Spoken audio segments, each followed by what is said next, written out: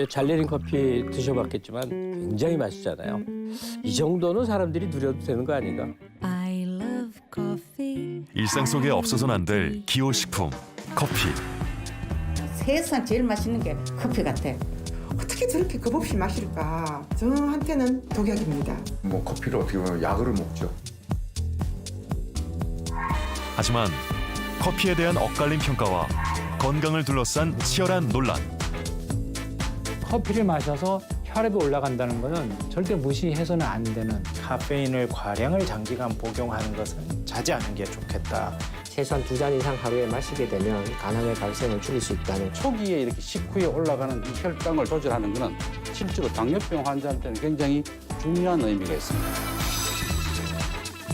세상에서 가장 향긋한 유혹. 커피. 마셔도 될까? 마시지 말아야 할까?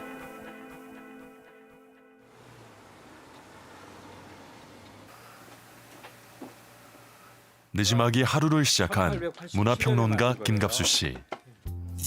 눈을 뜨자마자 커피부터 찾는다. 요 두 개가 내 한 잔이에요.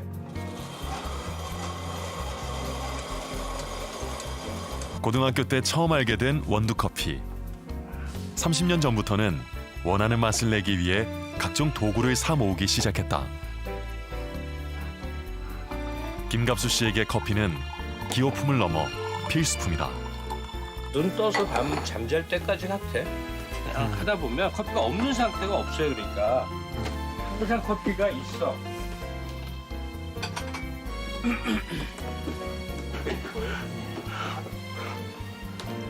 그윽한 향과 맛 외에도 커피를 찾는 이유가 있다.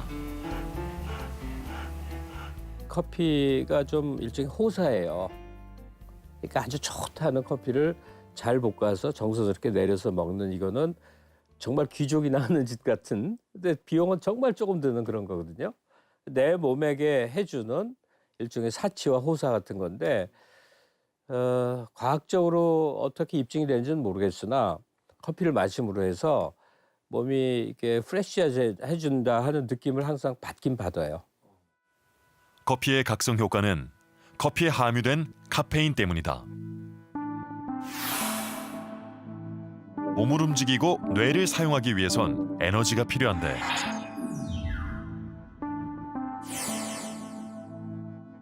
ATP라 불리는 아데노신 3인산은 인산이 분리되는 과정에서 에너지를 방출하고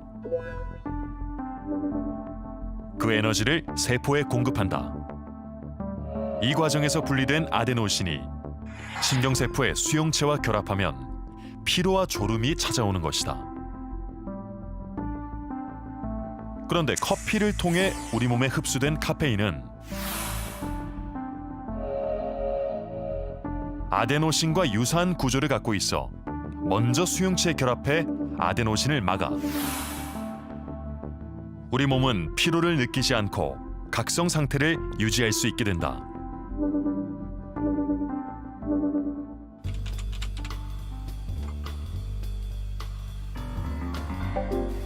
글을 쓰고 책을 읽는 게 직업인 김갑수 씨. 집중력이 필요할 때마다 자꾸 손이 커피 쪽으로 간다. 하루에 커피 몇 잔이나 드세요? 잔으로 계산은 못 하겠어요. 근데 뭔가 물 관련해서 따로 마시는 건 없이 커피만으로 이제 수분을 충당한다고 봐야 되겠죠. 다르게 말하면 하루 종일 마시는 거죠.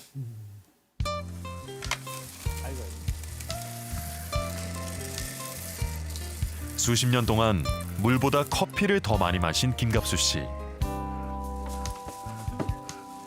이 아까운 커피.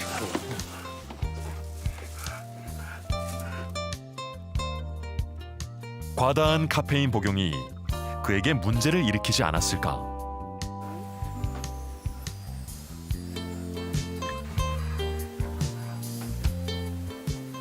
저는 이제 워낙 많이 마시는 사람이니까 어떤 때 잠이 안 오고 그런 수도 있는데 대체로는 그냥 무시하고 좋아하는 커피 그냥 특히나 습관이 자기 직전에는 꼭 한 잔을 마셔야 또 잠이 오거든요. 그러니까 오랜 세월에 걸쳐 몸이 적응이 된 거죠.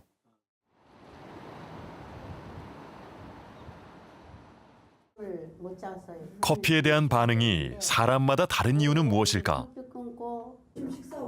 평소 커피를 마셔도 아무런 이상이 없는 참가자들과 커피 섭취에 불편을 느끼는 참가자들이 한자리에 모였다. 커피를 마시면 가슴이 톤톤톤하고 뭔가 재지은 것 같고 막 심장이 벌렁벌렁벌렁하고 불안하고 그다음에 커피를 조금이라도 먹었는 날은 그날 밤 잠을 못 자거든요. 밤을 꼴딱 셉니다. 많이 먹을 때는 뭐 10잔도 먹을 때도 있고 7, 8잔은 뭐 보통이고 영업하러 다니면은 어느 사무실 가면은 그 커피부터 먼저 내오잖아요. 예. 근데 뭐 아무나 소리는 못 해요. 저는 주는 대로 다 먹습니다. 뭐 커피 먹고 뭐 잘못되고 이런 거는 없었어요.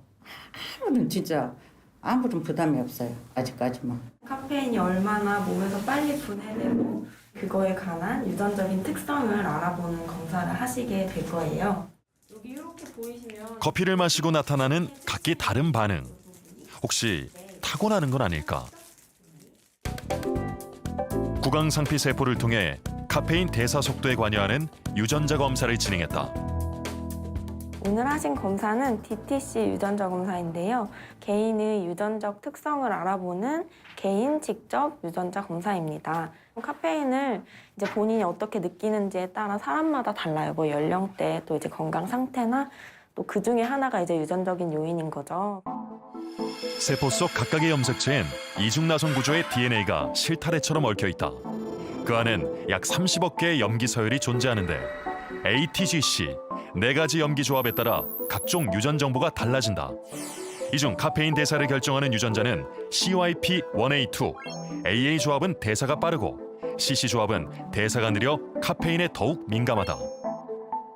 간에서 한 95% 정도의 카페인이 다 대사가 됩니다.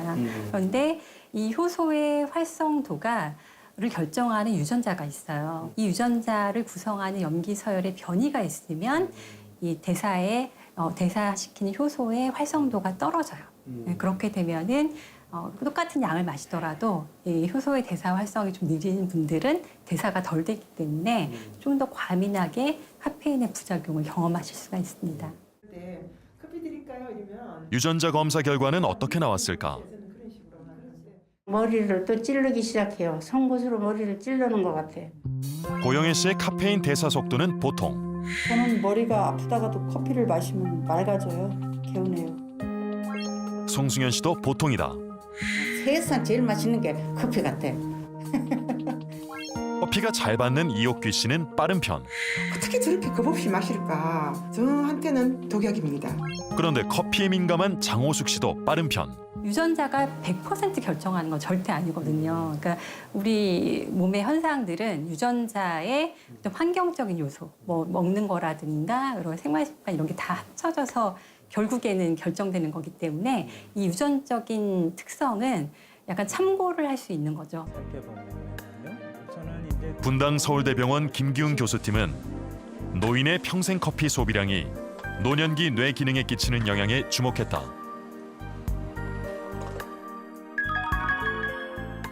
그 결과 여성의 경우 커피를 많이 마셔왔을수록 뇌 혈류에 생긴 병변이 더욱 컸다.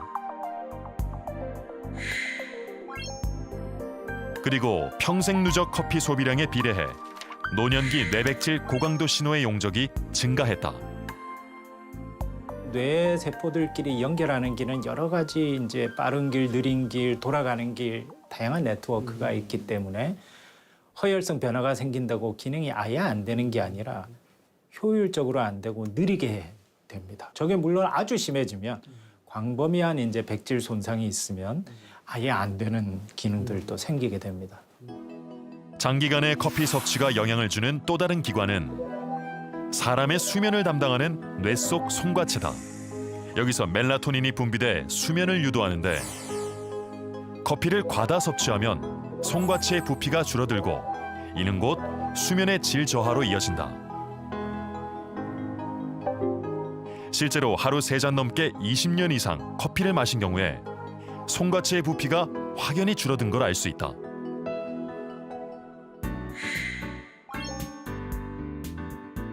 특히 이러한 차이는 여성의 경우에서 더욱 뚜렷하다.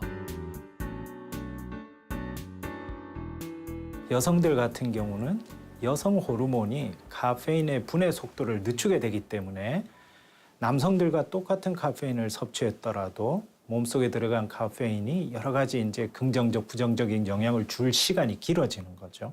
사춘기를 지나면 훨씬 더 카페인의 분해 속도가 느려지고 남성에 비해서 카페인의 영향을 더 많이 받는 상태가 된다, 이렇게 볼 수 있습니다.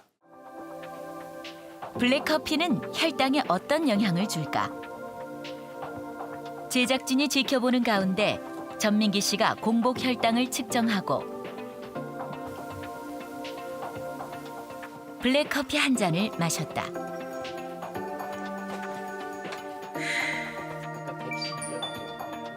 (15분이) 지나서 측정한 혈당은 119.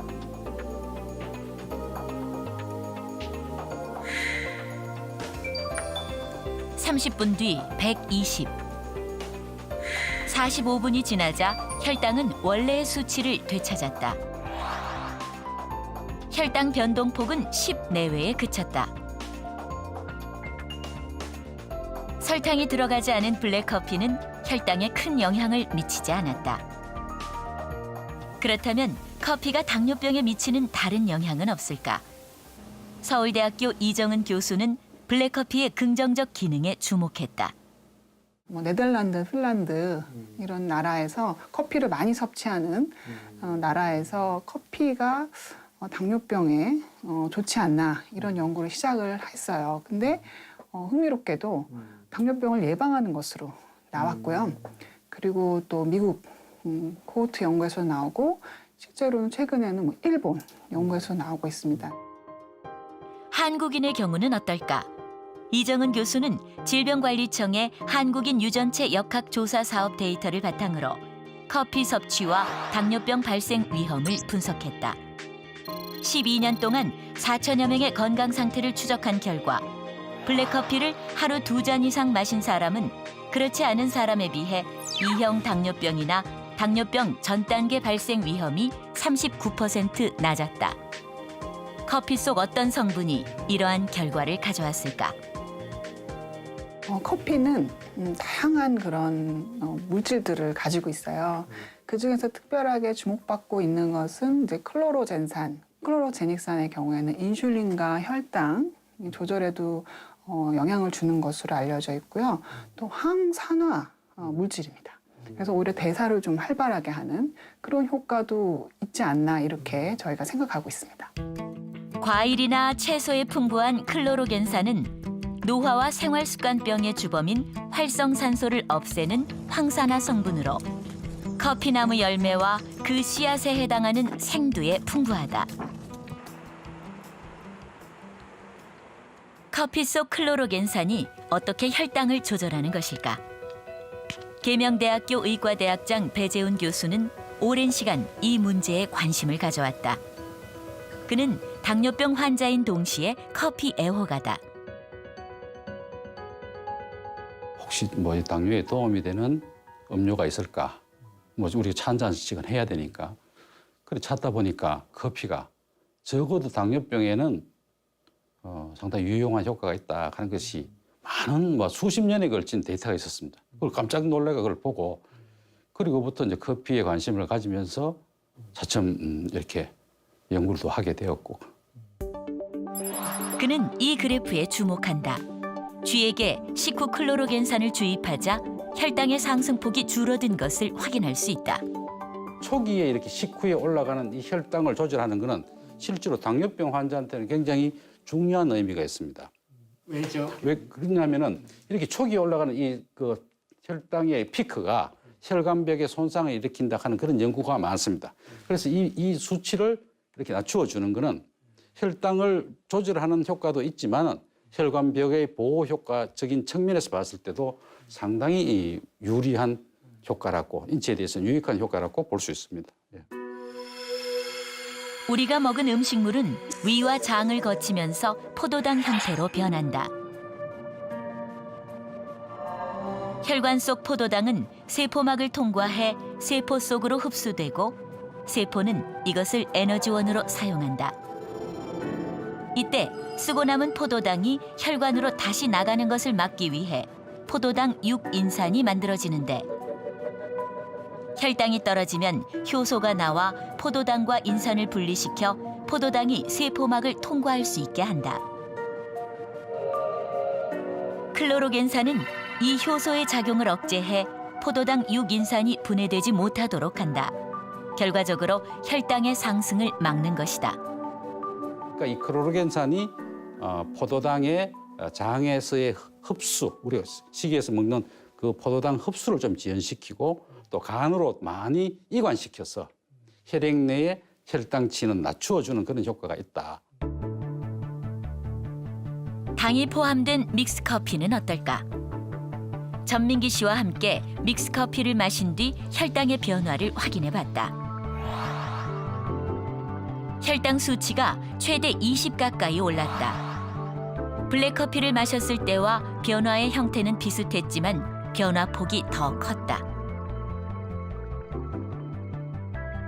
물엿도 넣고 이렇게 해가 달콤한 이런 커피를 만든 것이 커피 믹스인데 건강적인 측면에서는 좀 자제했으면 좋겠다. 카와웰은 정말 간 건강에 영향을 미칠까? 계명대학교 장병국 교수는 카와웰 성분과 간 질환에 대해 연구하고 있다. 커피의 간 섬유화 감소 효과는 이미 알려져 있었지만 어떤 성분을 통해 효과가 있는지는 분명하지 않았던 상황이었다. 이 섞인 사료를 먹는지와 이게 섞이지 않은 사료를 먹는지를 우리가 비교하게 되는 거죠. 쥐에게 간 섬유화를 유발한 후 카와웰이 섞인 사료를 먹은 쥐와 일반 사료를 먹은 쥐의 반응을 비교했다. 그 결과 카와웰이 첨가된 사료를 먹은 쥐에게서 간 섬유화가 현저히 줄어든 것을 확인했다. 카와웰 첨가 사료를 먹은 쥐는 간 염증도 크게 줄어들었다. 간세포 손상을 의미하는 간 수치도 크게 낮아졌다. 이 섬유화라는 것이 원인이 염증이 있어야지 섬유화로 진행을 하게 되는데 그러면 물론 섬유화 단계도 이것이 카와웰이 효과가 있지만 그 전 단계도 효과가 있는지를 확인하기 위해서 염증을 유발하고 난 다음에 좋아지는지를 봤는데 간 세포 모두에 염증을 억제하는 효과가 있다. 이런 것들을 저희들이 확인을 해서 논문을 발표하게 됐습니다. 커피는 간암, 간염증 등 만성 간 질환에 도움이 되는 것으로 보고되고 있다. 최소한 2잔 이상 하루에 마시게 되면 간암의 발생을 줄일 수 있다는 것은 이미 정설로 확립된 그런 이야기입니다.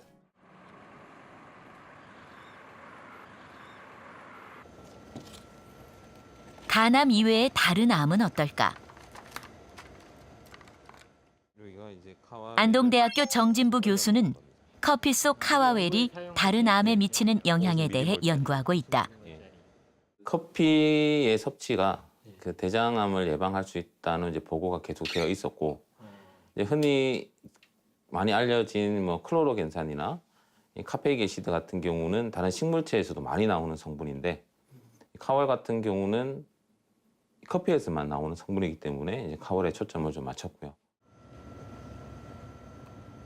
정진부 교수는 여러 종류의 암세포에 농도가 다른 카와웰을 주입한 뒤 암세포가 보이는 반응을 확인했다.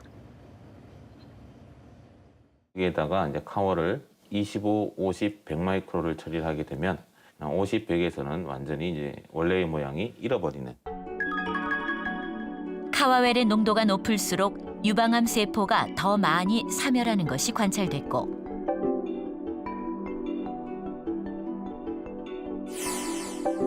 그 효과는 췌장암 세포와 대장암 세포에서도 마찬가지였다. 유방암이라든지 췌장암이라든지 이런 것에 세포를 처리를 하게 되면 세포가 사멸하는 현상이 나타납니다. 100마이크로그램/ml로 처리를 하게 되면 48시간 이내에 한 80%는 죽습니다.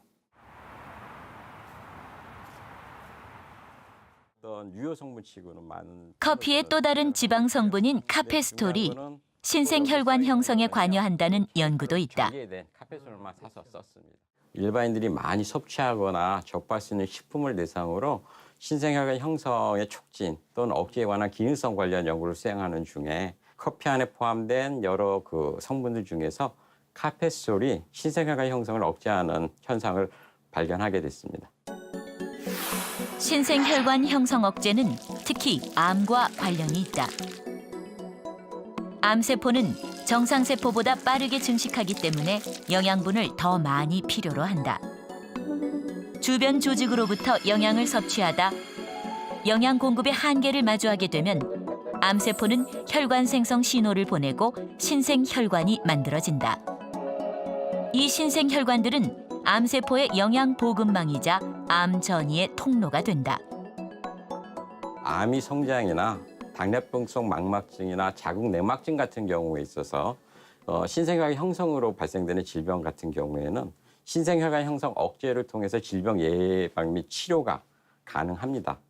그런데 반대로 동맥 경화나 그다음에 그 접합 부위의 그 혈액을 통과하기 위해서는 그 혈류를 좀 잘 집어넣기 위해서는 신생혈관 형성 촉진이 필요합니다. 따라서 어떤 경우에 어떤 식으로 조절되는지가 오히려 더 중요한 것이라고 말씀드리겠습니다. 맛이 좋아서, 향이 그윽해서, 잠깐의 휴식을 위해 마시는 커피. 커피는 그 미묘한 맛과 향만큼 다양한 성분으로 우리 몸과 건강에 영향을 미친다. 커피가 우리에게 선물이 되려면 정확히 알고 알맞게 이용하고 적절하게 마시는 지혜가 필요하다. 이렇게 커피, 잘 내린 커피 드셔봤겠지만 굉장히 맛있잖아요. 그냥 보통 맛이 아니거든요. 그러니까 하루 중에 몇 번 그 맛의 세계를 딱 탐닉하고 기분이 쾌적해지는 그 상태. 이 정도는 사람들이 누려도 되는 거 아닌가? 이 커피에도 그 좋은 점과 나쁜 점이 있죠. 그래서 좋은 점은 선별해서 그 나쁜 점이 드러나지 않게 억제된 상태에서 사용을 하면 좋다고 생각이 됩니다. 그렇지만 그것을 다 무시하고 사용하다 보면은 함이 클 수가 있어요. 해로움이 클 수가 있기 때문에 잘 선별을 해야 된다. 필요에 따라서는 종이 필터를 했는 커피를 써서 기름 성분을 제거하는 방법도 있고 또 항산화제가 풍부한 커피를 드시기 위해서 중간 정도로 로스팅한 커피를 드시는 것이 또 도움이 될 수도 있습니다. 이처럼 상황에 따라서 드시는 분의 기호에 따라서 거기에 맞춤형으로 이렇게 드시면은 훨씬 더 건강에도 좋고 여러 가지도 유익한 그러한 효과가 있지 않겠나 이렇게 생각됩니다.